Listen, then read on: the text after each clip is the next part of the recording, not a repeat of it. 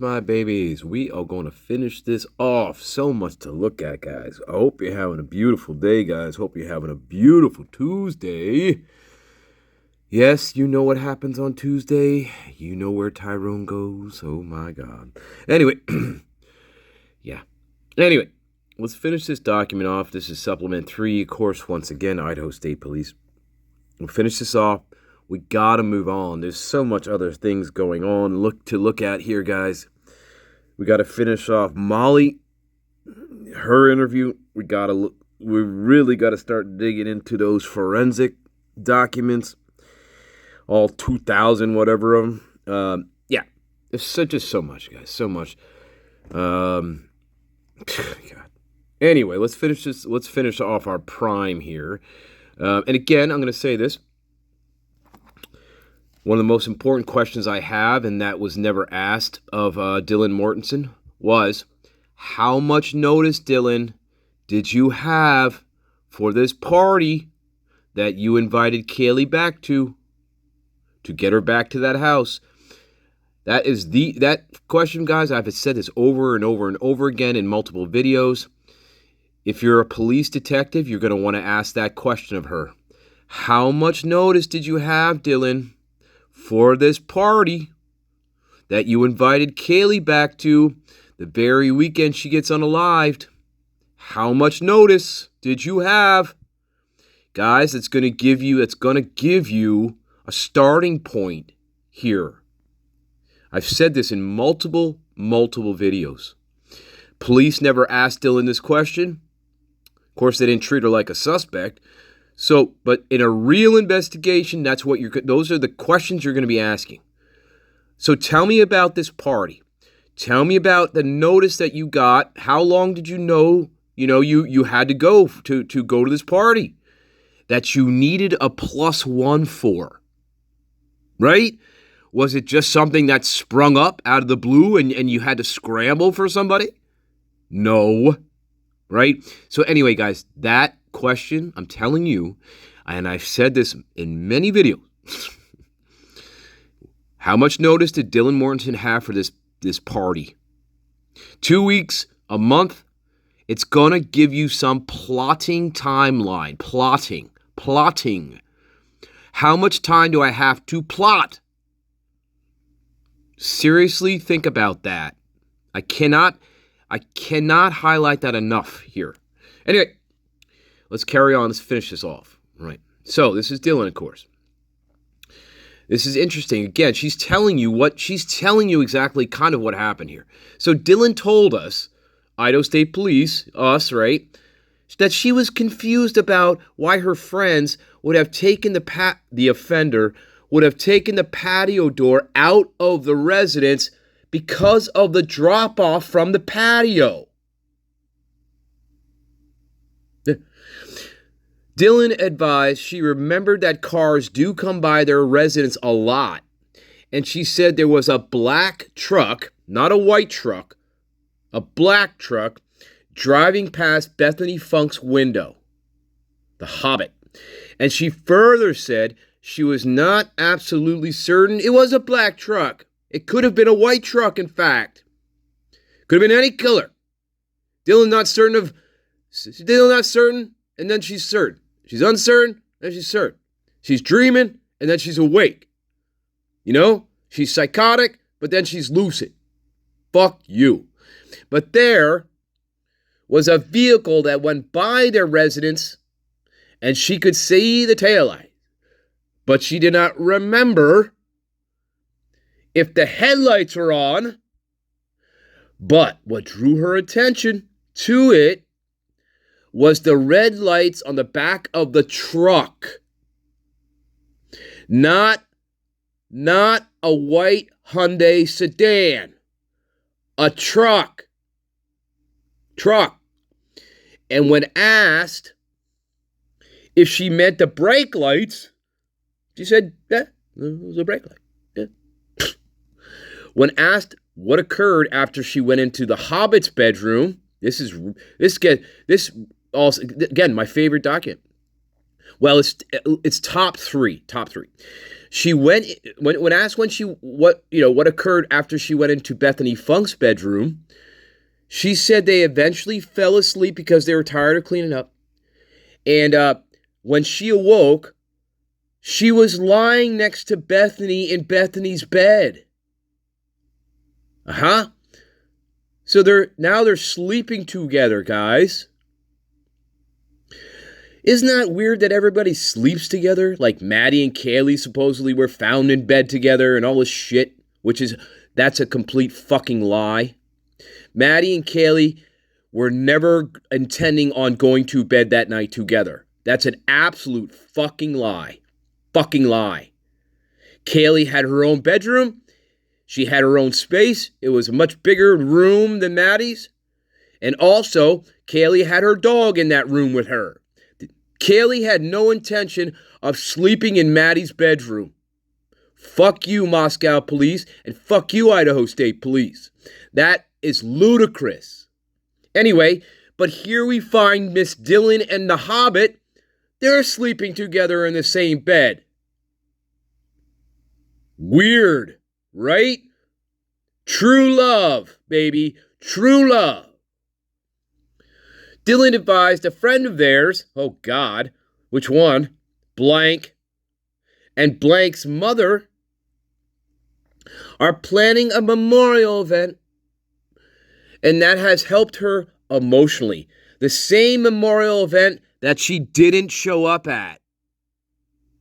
Yeah, that's how much she cared about her friends, guys, remember? That's how much she cared. Hey, it helped her emotionally. But what really helped her was not showing up for it. She advised Bethany is crying a lot over this, but she has not been crying. She has not been crying at all. No. And this is odd. Dillon said she has not been crying. And Blank has explained to her why she has not been showing any emotions. First of all, who is this person? Who is this person explaining to Dillon why she doesn't have any emotions? Psychotic prime. Sociopathic prime. Dillon wasn't crying at all. You're right, Dillon. You weren't. And you didn't show any emotions. The only thing you showed was a fucking drama act outside of the house that when the police show up. And that was not real. We all know that. That was Dillon acting. But she wasn't crying at all. Yeah. That's because she doesn't have any emotions here towards this. Oh, gee, guys, I wonder why that is. But I want to know who this person was that was a psychiatrist. That's a psychiatrist. So whoever this person was must be a psychiatrist, right? Explain to her why she doesn't have any emotions or showing any emotions. So, who is this person? I hope to God they're a psychiatrist, because otherwise, whoever this person is, they're also a fucking idiot here in this case. Unless this person is a psychiatrist, or maybe a highly trained therapist, okay, or a psychologist, nobody has any business trying to explain to anybody, especially your psychotic prime, why she doesn't have any emotions. I don't know if that's her mom. I don't know if that is, in fact, a doctor of hers. I don't know if that's one of the state police. And they're certainly not trained as psychiatrists. Yeah, anyway, Dillon explained Blank used the word dissociate to describe her emotions. The psychotic prime suspect. Dissociate, to dissociate from her emotions. She explained blank used the word dissociate or to dissociate to describe her emotions, which she doesn't have any. See, here's what they're doing here, guys. Bullet point 101 and 102, here's what they're doing. They are trying to convince us here. Number one, I'm going to write it down. I'm going to write it fucking down. Those 2 bullet points, this is what they're trying to do here in telling us this. One, first of all, they're trying to convince us that Dylan Mortensen is not the prime suspect. That's number one. That Dylan is not the prime. Okay? That's number one. And number two is they're trying to explain away why Dylan Mortensen shows no empathy or care for her friends. No empathy, no care, no tears, no emotion, nothing. That's what they're trying to let us know and why that is. They're trying to lie to us and explain why Dylan Mortensen is, well, we know this, right? But they're trying to convince us of why Dylan is not the prime suspect, number one. And number two, why Miss Dylan Mortensen shows absolutely no empathy, no tears, no emotions, no nothing. No nothing. She is an empty void. She is an empty void here. Dylan was always an empty void. Ever since high school. Ever since high school. Dylan has been the psychotic prime. Always here. Always. And now we got words like disassociate. Disassociate from ourself. When we disassociate, we are split. That's also called splitting. Splitting. That's also called splitting off from oneself. That's also what that's called. Splitting. Split in half. Quadrophrenic. Quadrophenia. Schizophrenia. Psychosis. Psychotic. I don't know what I'm doing. I don't know who I am. And I'm looking to other people so I can understand who I am because I don't know. And guess what happens in that process as well? I get angry and I get jealous. And those anger levels and that jealousy level, they go really, really far. And they go to extreme heights. Especially when I get scared, confused, and frustrated. And then I turn my attention to the people around me. And they let me down. Do you understand now? They let me down. And on top of that, they humiliate me. Hey guys, I don't want to fight anymore, Mom. Stop humiliating me. Here, I want to show you your doll. Hey, Mom. Come here, Mom. Come here, Mom. Hey, I want to show you your doll here. Stanley, get away from my dolls. But Mom, no, it's okay. I want to show you this one. I just want to show you this one. All it takes is one doll. See? To get rid of my problem. One doll. One doll. Splitting. Disassociating. Psychosis. Prime suspect. That is Miss Dylan M.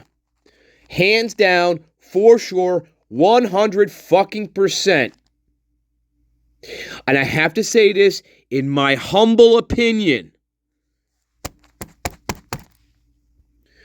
We are getting all the right words and all the right phrases to describe her. No empathy, no emotions, no tears, no caring, no feeling. Numb. No, I'm gonna back up. I'm not gonna say numb. I'm not gonna say the absence of anything. There's not even numbness here, guys. There's not even numbness here. No, there's not even that. She is completely out of her mind, just like Amanda Knox was. She is completely out of her mind. And what the Idaho State Police is trying to convince us of here is, number one, why Dylan is not our prime suspect, and number two, why Dylan has no emotions whatsoever towards this. They are trying to convince us of that in those 2 bullet points. Yes, indeed. Let's carry on and finish off our prime. Let's carry on. So, when Dylan awakened that morning, when Dylan awakened that morning, Bethany was next to her in bed. They were both too scared to leave Bethany's room to even go to the bathroom. Gee, I hope Stanley's little post makes sense now. Yeah. She advised at approximately 11:23 a.m. Dylan then corrected the time to 10:23 a.m. Moscow time. Yeah. Dylan said she texted Maddie asking her if she was up for no reason. Maddie. But yet all the while, we're hearing Kaylee running up and down the steps. And all the while, we saw Xana laying in the bedroom. But hey, we're texting Maddie for some reason. Anyway, 11:29 rolls around, and Dylan texted Kaylee, "Oh, are you up? Are you up, Kaylee?" She could tell her Snapchats were not being read when she was texting them through Snapchat. Oh yeah. Dylan advised she called Hunter Johnson or Emily, one of her closest friends, about what happened that night with the masked man, the lone bandit. Hi-ho Silver, baby. Hi-ho Silver. You fucking prick. Oh, my God. Dylan then explained when she reached out to Hunter Johnson / Emily Allant in the text message, or Jenna, which, no, that's not true. Jenna said she reached out to them first about getting coffee. So when Dylan reached out to Emily / Hunter Johnson, which blank told her was at 10:50 a.m., but she thinks blank was mistaken. Blank told Dylan she would send blank and blank, Hunter Johnson, to their house because of their concerns about what had occurred during the night. Ooh, it was a dark and stormy night.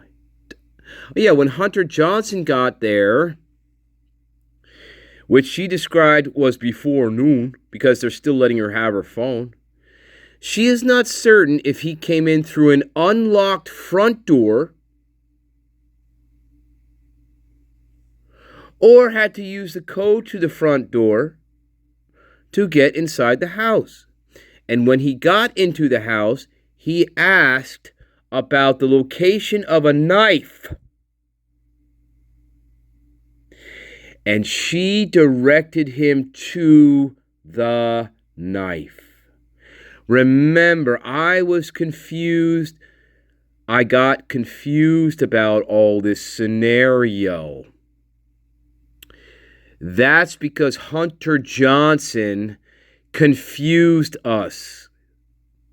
Hunter Johnson says he grabbed a knife, but he forgot to mention this little piece of information, in which it was Dylan Mortensen herself that pointed out to Hunter Johnson where to get this knife. The knife that was used in this murders. And Dylan Mortensen, the one who likes to direct all the traffic in this case, she is the one who directed him to go get that knife. And he did. So there is no more confusion here about this knife. Right, guys? It was our psychotic prime who directed Hunter Johnson where to go to get that very specific knife. And he went and he got it at her direction. Dylan Mortensen's direction. She's the one that pointed out the knife that he needed to get. A very specific knife that he needed to get. One of the weapons that was used in this case, in the murders, and he went and got it. And she was the one who told him to go and get it. Right, Dylan Mortensen? Right, Master Nature. So there's no more confusion about this knife. It was Dylan herself that knew exactly which knife Hunter Johnson needed to get. And she told him to go get it, and he got it. Dylan said she initially went upstairs from the Hobbit's bedroom with the Hobbit, and she advised when she saw Xana again, she realized Xana had not moved since she saw her earlier.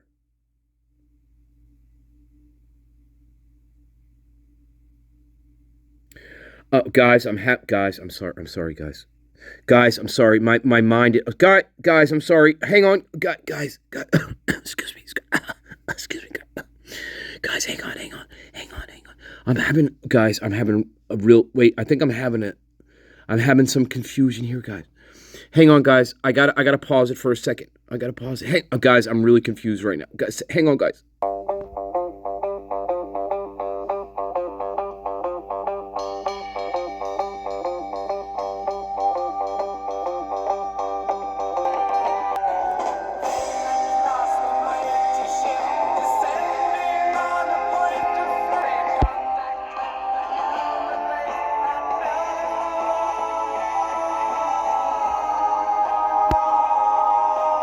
She was still thinking. Xana was still just passed out from being drunk in a pool of fucking blood.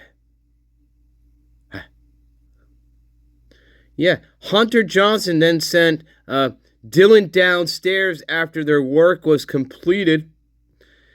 Dylan said then blank and blank came over. Oh yeah, Emily came over remember, Dylan and Hunter spent a period of time in the house together alone with Xana's body. Let me repeat that. Dylan Mortensen and Hunter Johnson spent a period of time alone in Xana's bedroom. And at this point, Hunter Johnson has the knife that Dylan Mortensen told him to go and grab. The very one she needed him to get. And he got it. And they spent a period of time here in the room. Yup. And that's when Emily and the rest of the crew came over. Yeah. Right. And then that's when they came out of the house because she had asked them to come. Well, sorry. Dylan asked them to come to the house. She advised, they came to the house. Wait a minute.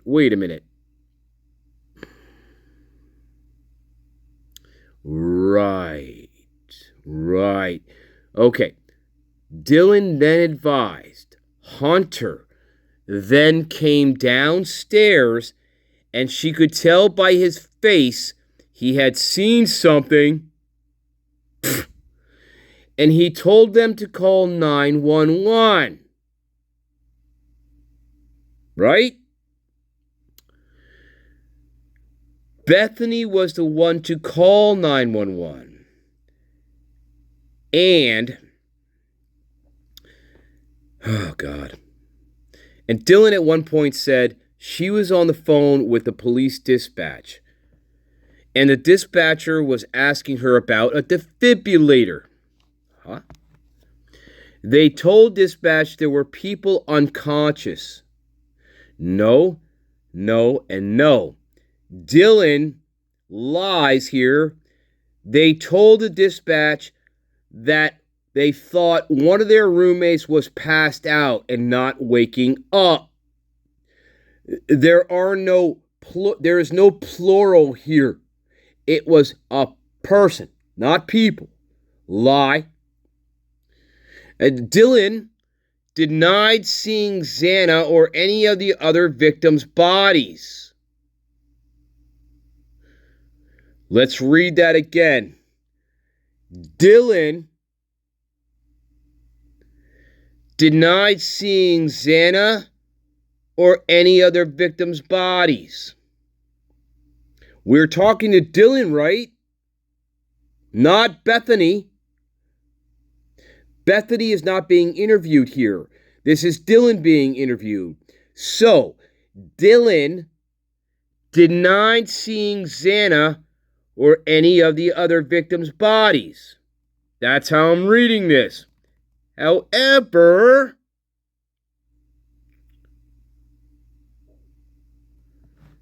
she said when she saw Xana, she realized Xana had not moved. So why are we speaking for somebody else here if this is not Dylan talking, right? This doesn't make any sense if she's saying Bethany denied seeing Xana or any of the other victims' bodies because they're not interviewing Bethany. Yeah. Dylan advised they stayed in the house. Listen to this. Dylan advised they stayed in the house when the police arrived. And the police were putting the tape up when they realized there had been a crime, and when they saw the ambulance arrive and leave. Yeah. Oh my God. Blank told him they would not leave for Thanksgiving unless there was no reason to stay. Huh?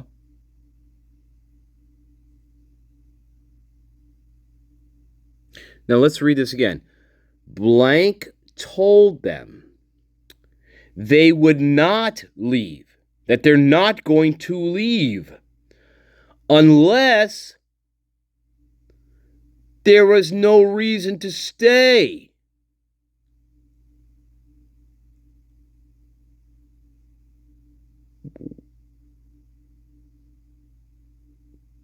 Okay. This is stupid. This is confusing here. Dylan then advised the vandal alert came out at 1:04, and that is when they realized all their friends were actually gone.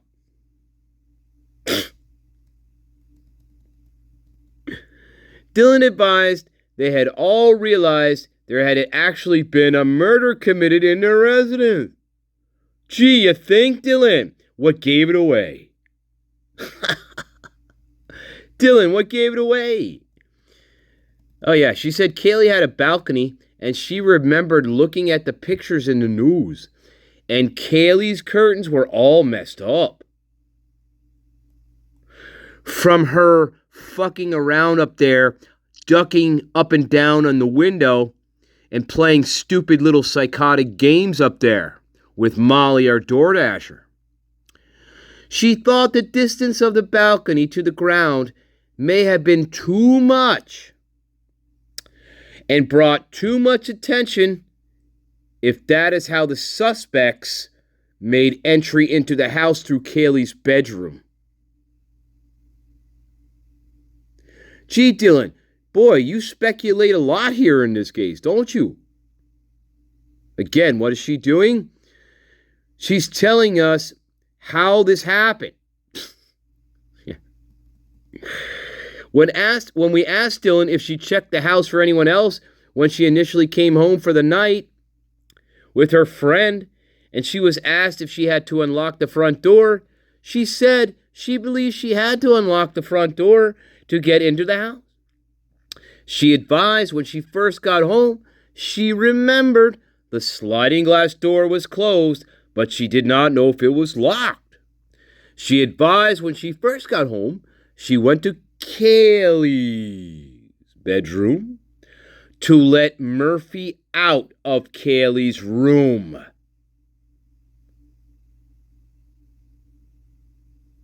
And Kaylee's lights were on, and no one was in Kaylee's bedroom. Murphy came back into the house after going outside.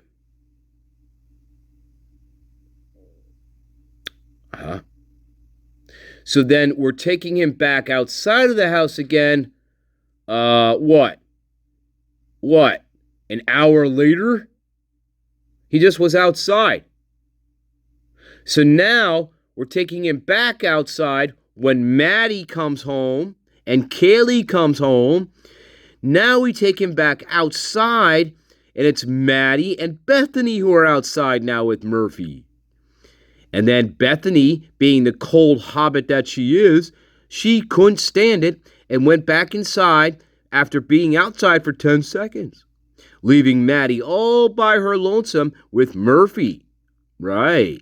Even though Murphy was just outside about an hour ago going to the bathroom. Does that make sense, guys? Does that make sense?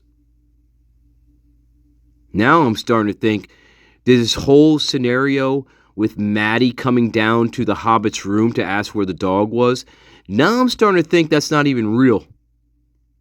Here's what I'm thinking about this. This is when Dylan gets rid of the dog. Yeah, that's what I'm thinking about this. Anyway, let's carry it. Blaker, the idiot that he is and should not be a police detective at all, Sergeant Blaker asked Dylan about the login and username for the router of the Wi-Fi at the residence, and Dylan advised Kaylee was responsible for the Wi-Fi of the house. She further explained she nor Bethany were responsible for the Wi-Fi bill because they had just moved into the residence in August.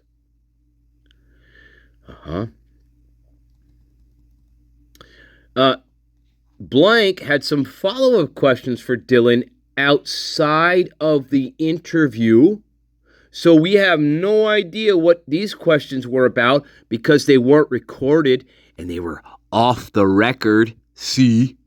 Off the record, when nothing about Dylan should be off the record at all because she's the prime suspect. Yeah, so in a real investigation, there's going to be no off-the-record questions for Miss Dylan Mortensen, but yet here we are. And as a result, the audio recording was turned off at 2:11 p.m. the same date. Now, yes, this is her attorney. This is her attorney, probably, I hope, because I don't understand then any other reason why we'd be turning off the audio when you're interviewing the prime suspect in the case. And in fact, I don't even know why that would even be the case, even if they were talking to the attorney to turn off the entire audio portion of it. Maybe, sure, maybe. Okay, fine. I'll give you that. Anyway, that's the end of it. That's the end of our prime here. And that is my final conclusion here. Reading through supplement number 3 one more time. And I hope it's very clear in this document now why and my reasonings for why Dylan Mortensen should have been arrested that very day and she should not have been let out of jail. Dylan Mortensen should be in jail to this very day, along with Bethany Funk, along with Hunter Johnson, and along with anybody else associated with them at this point in time who are trying to cover their asses. Remember, it was Dylan Mortensen who specifically directed Hunter Johnson to the very knife that was one of the weapons that was used in the commission of this crime. Dylan knew that, and that is exactly why she chose that very knife for Hunter Johnson to go and grab.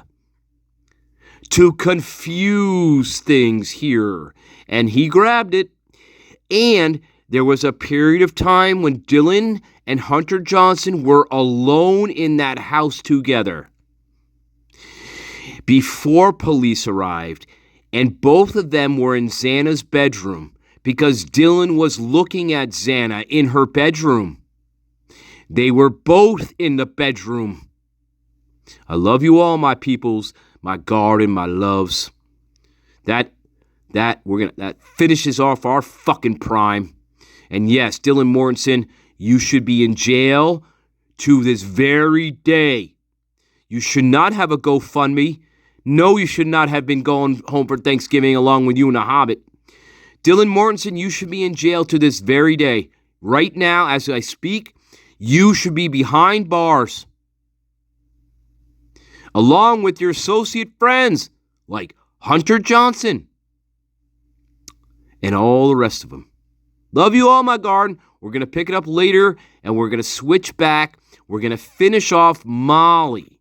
And then we have to move on to the forensic documents, guys. I love you all. I hope you like that one. That is your psychotic prime suspect. It will always be the case. Always. And again, what we know, people in denial, they cannot handle the truth. I love you all. Bye-bye, babies. Bye-bye.